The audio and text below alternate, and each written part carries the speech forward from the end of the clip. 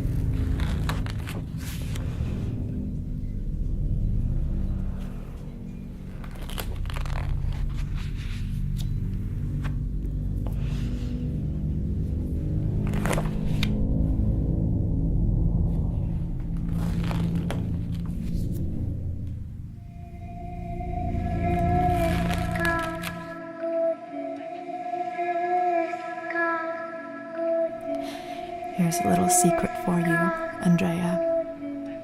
You can't... Now, Andrea, can't you see what I've been trying to tell you? This man held me prisoner this whole time.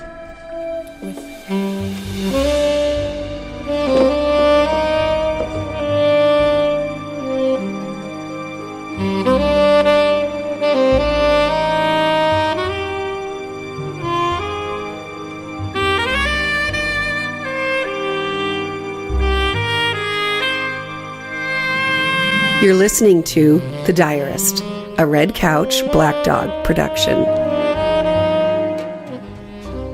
Episode 17, bonus content, Margaret's Diaries.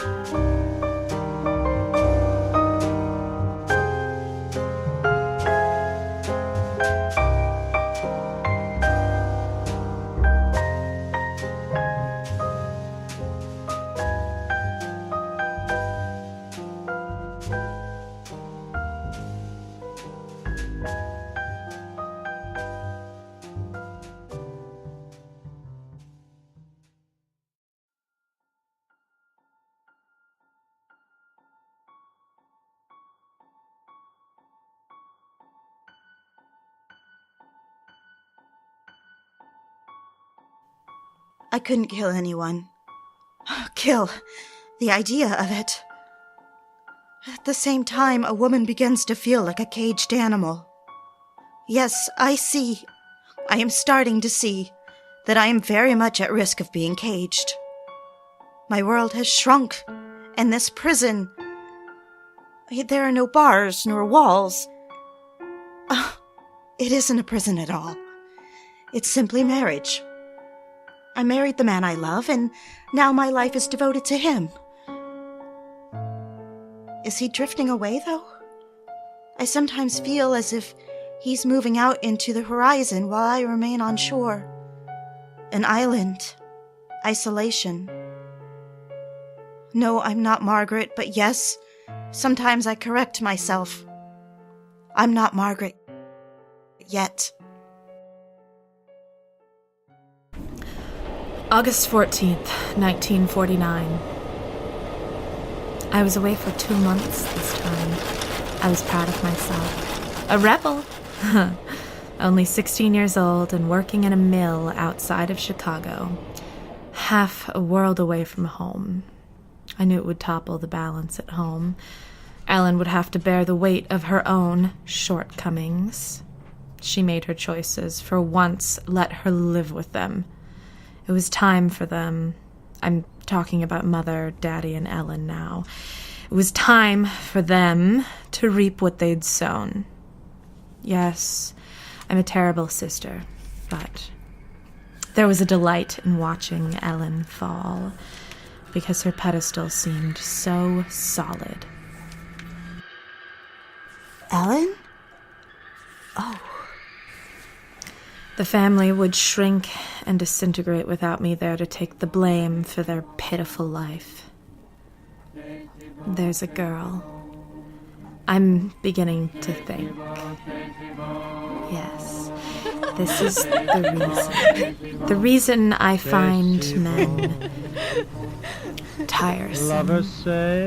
First a tomboy, but I never grew out of it. And biology, my mother discouraging me, even with Daddy being a scientist. But never mind them. The girl and I are quite close, although she's 3 years older than I. And she too ran away, so that makes us quite the pair. Now, after work, we walk around the lake. It's so lovely. Nothing like New Jersey.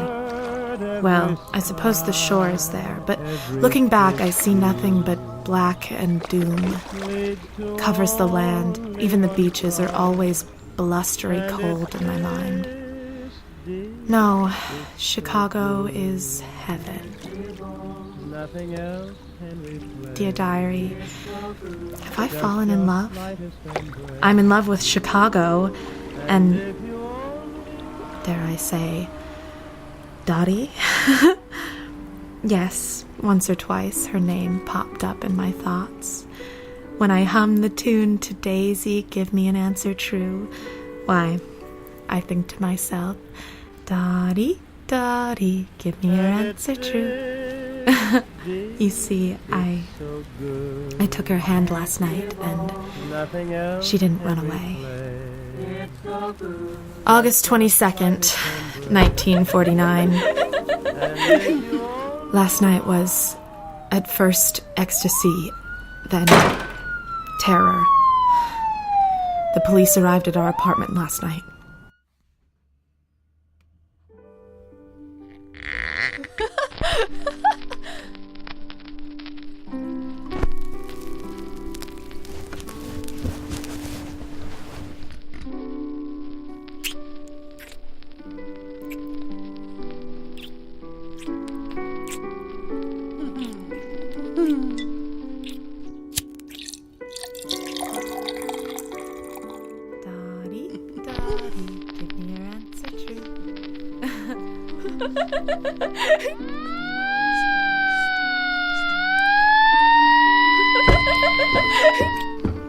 Should I be ashamed to admit that I was fully unclothed?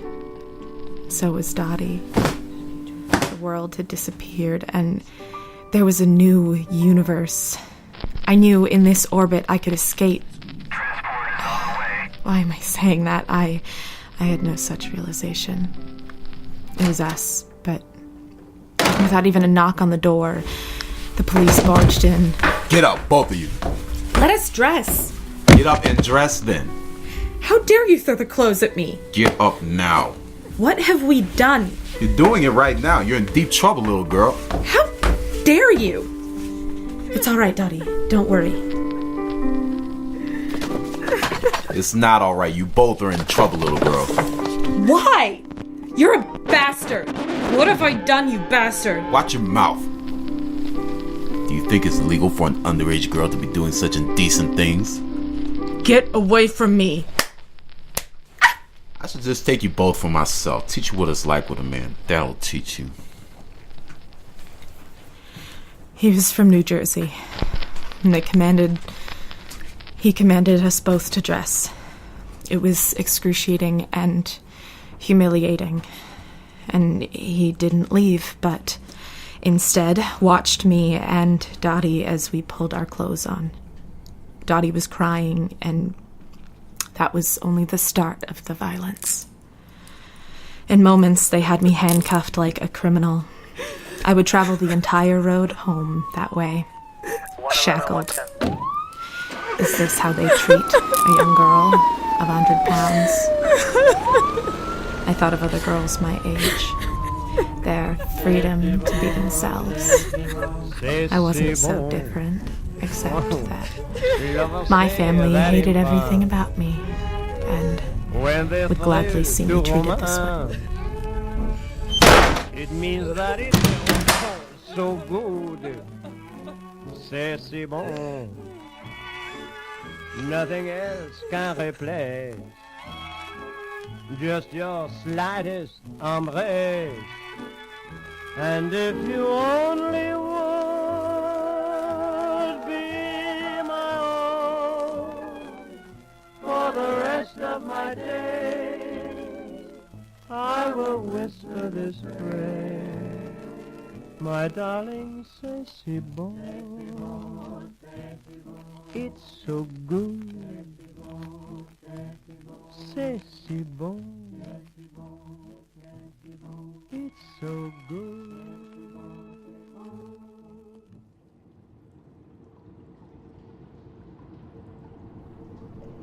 There was a short period, in the beginning, when I first began reading. He was drifting away. No, perhaps swimming away fiercely, escaping, the way sharks do. Back then I thought, well, perhaps he's planted the diaries. They weren't composed by Margaret at all. Sometimes I'd grow quite paranoid and convince myself that Richard himself had made the whole thing up. Perhaps he'd recite them to Velvet and she'd handwrite them, transcribe them from her shorthand. And it was real. The way I felt what I imagined. I could remember so clearly sitting at that desk before him. Now I imagine that stupid girl. Oh, how could such a stupid girl fulfill the duties of executive secretary to Richard? I remembered how he'd admonish me for the littlest mistake. He must intimate and scold her constantly. She can hardly hold a thought in her head. Yes, there was a short time when I'd torture myself this way, believing Velvet penned the diaries for Richard. So I went against my better judgment and hid them far away from Richard. I removed them one morning from beneath the mattress and carried them to the basement, to an empty storage room with a steel door. I'd walk down after he left in the morning. I'd venture down into that grave and read that poor dead girl's words. All right, darling. I have to go to work. Make sure you're doing better. Will you be happy for me?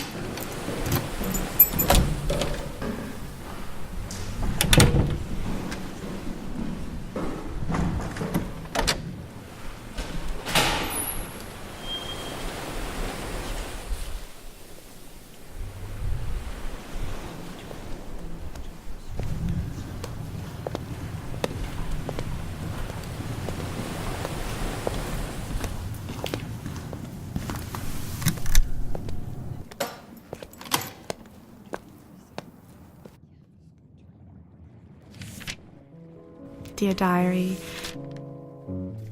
Oh, look. It's my little gentleman.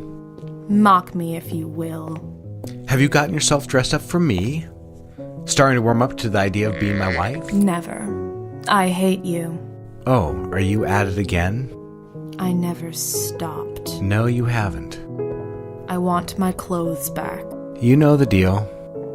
It's not a deal you made with me. Yes, it is in fact. It's a blackmail, plain and simple, and I won't have it.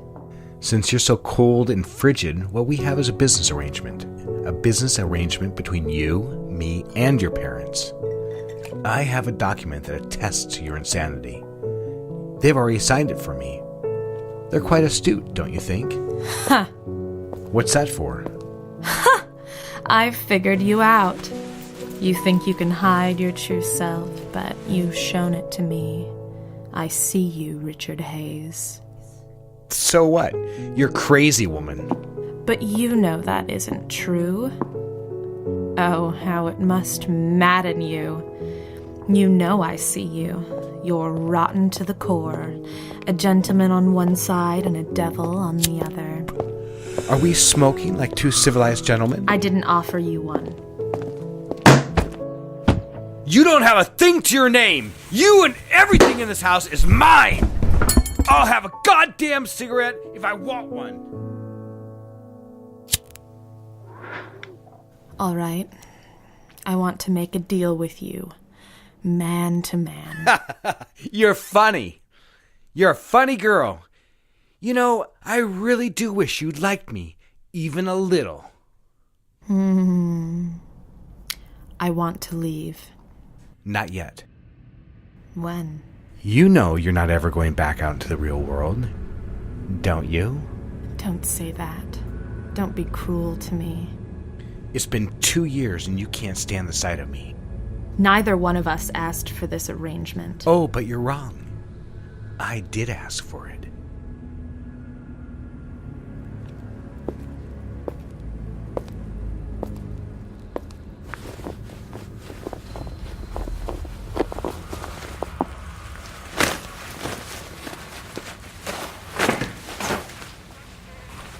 I did ask for it.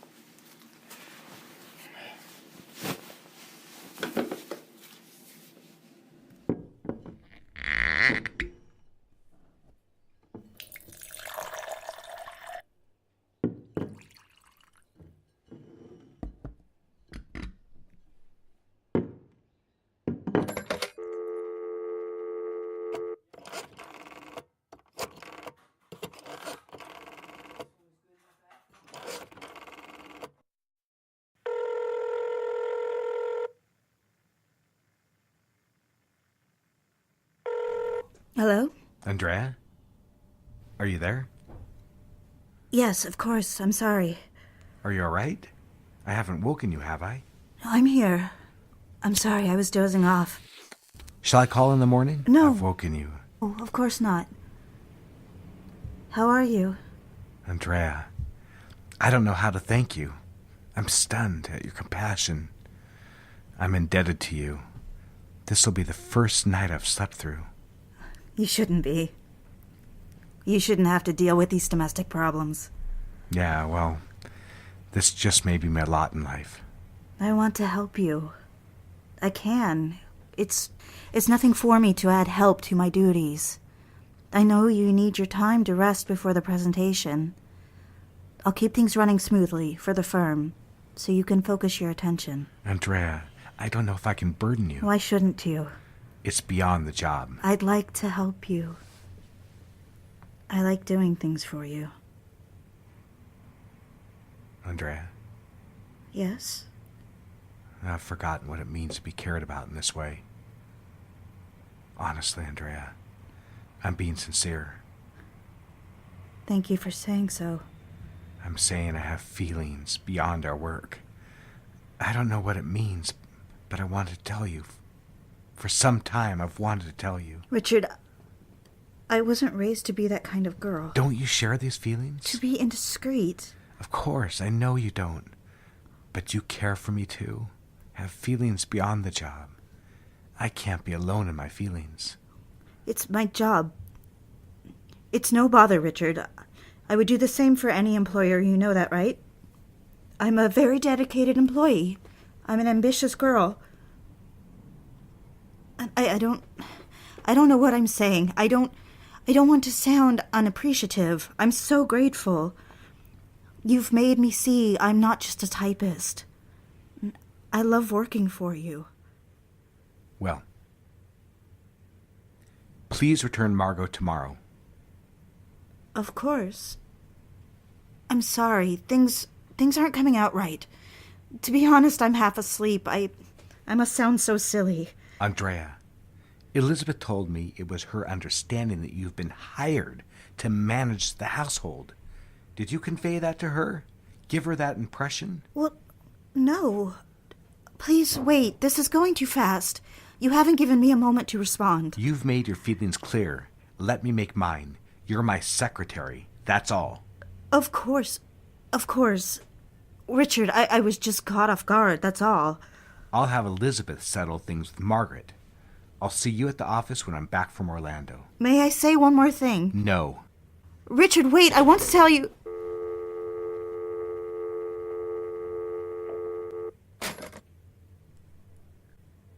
Have I rejected you?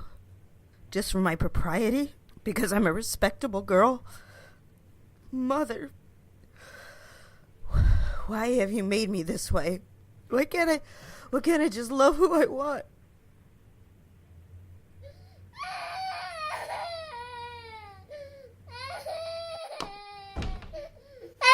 There you are, little baby.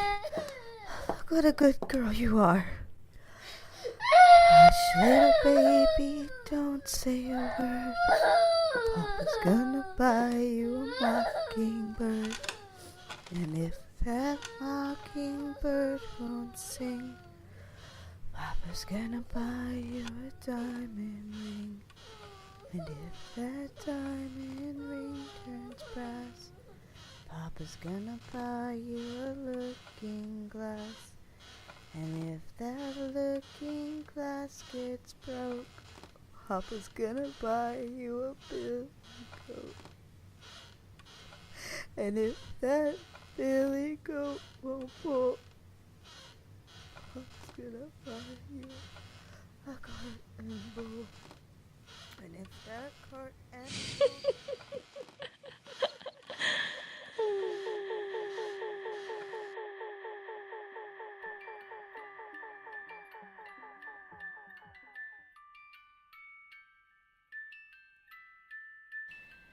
This one's different, Emma. The house is full. Something is coming, knocking on our doors. Does the house staff care?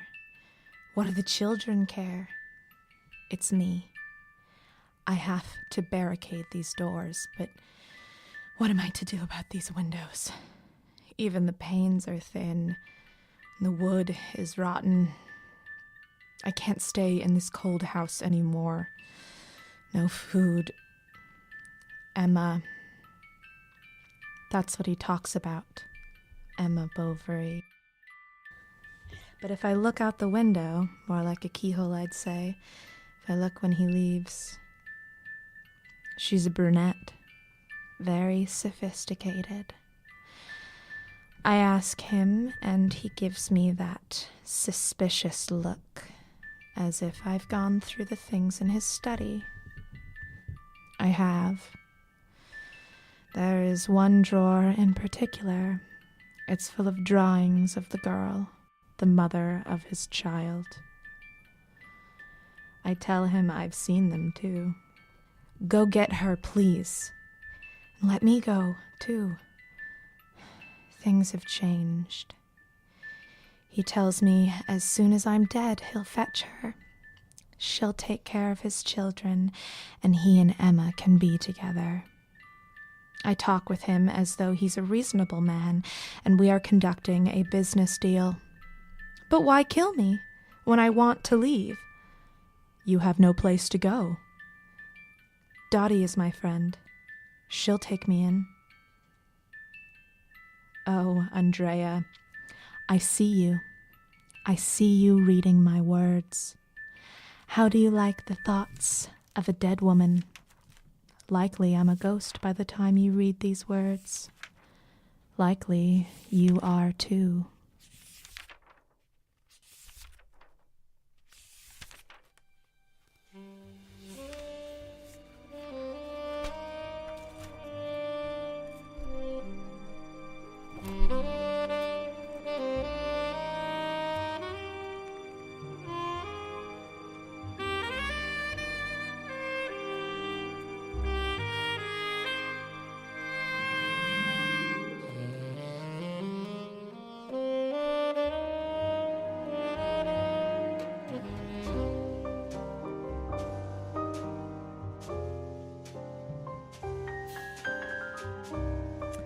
Thank you all for listening, and also wanted to let you know that we just finished our first live radio show with Exoplanetary and Willamette Radio Workshop, and the show was a great success. We did live Foley, and so we did a lot of the sound effects, typing and phone ringing, and it was a lot of fun. And KBOO Radio streamed live, and we're going to post a audio of the whole show for everyone to hear. So I'm really excited to share that with you. We also recently received a glowing review from Geek Girl Authority and praising our work on the Diarist and describing it as if Alfred Hitchcock had written a love story. And we have a few more episodes here on this season of The Diarist. We're working on a second season, and we're going to also be putting up some special programs on our Patreon. As always, please, if you can, give us a 5-star review and visit our Patreon page. Thank you. I just wanted to thank the folks who helped put on the live show. Jason Harder, who produced the show. Beth Ricketson, who played Andrea. Ryan Bowen, who played Richard, and Darlene Sorenson, Eric Schenwind, Nikki Flynn, Pierson Rintz, and Shelly Bryant, our newest cast member. And I'd also like to thank the other actors who have appeared in the Diarist podcast. Corinne Elena, who plays Margaret in the podcast. Emerson McRaven, who's played various roles, and Heather Dowling, who plays Elizabeth and various other roles as well. On sound, we had Martin John Gallagher, and for visuals, we had Joe Medina, and a special thank you to Sam Mowry, who shared not only his amazing acting and radio experience, but also the equipment, all the tech and sound equipment. It was a wonderful show. Another exciting thing that's coming up is that Beth Ricketson, Ryan Bowen, and I will be interviewed by Ken Jones of KBOO Radio, talking about creating this show and what the experience has been like for us putting on the Diarist in the Me Too climate, and given some of the issues that are being raised right now around sexual violence and treatment of women.